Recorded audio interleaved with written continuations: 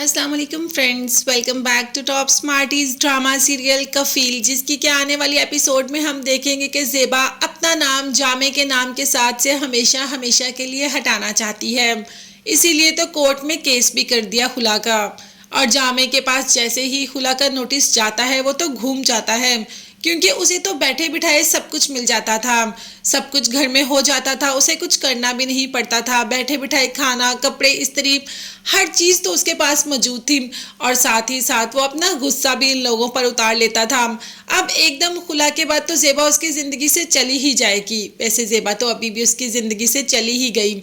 तो सुबुक को बुला लिया और कहा कि तुम्हारी माँ को ज़ेब नहीं देता कि इस उम्र में वो खुला का नोटिस दर्ज करे।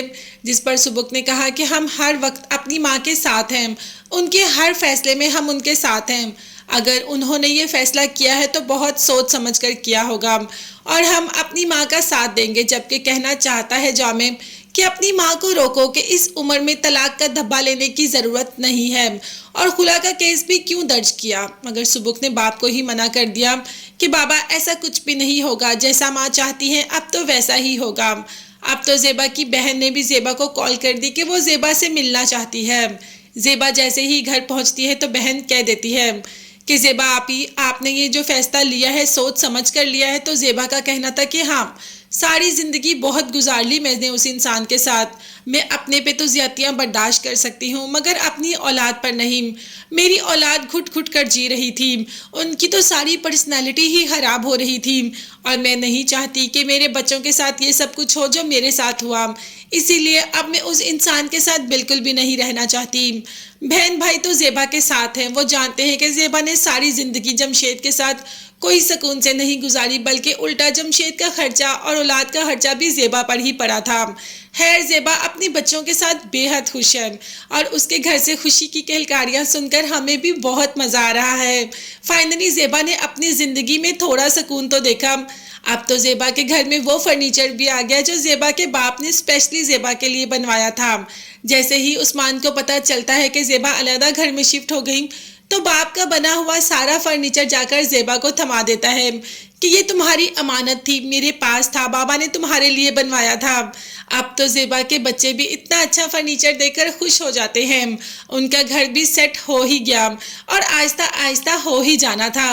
मगर ज़ेबा की ज़िंदगी में एक और हंगामा आने ही वाला है। जब ज़ेबा अपनी दोस्त की शादी पर यानी कि उसके निकाह पर जाती है तो सामने उसको जामे नज़र आ जाता है, वो जामे जिसको वो पसंद करती थी और जिसकी भूल में उसने जमशेद से शादी की।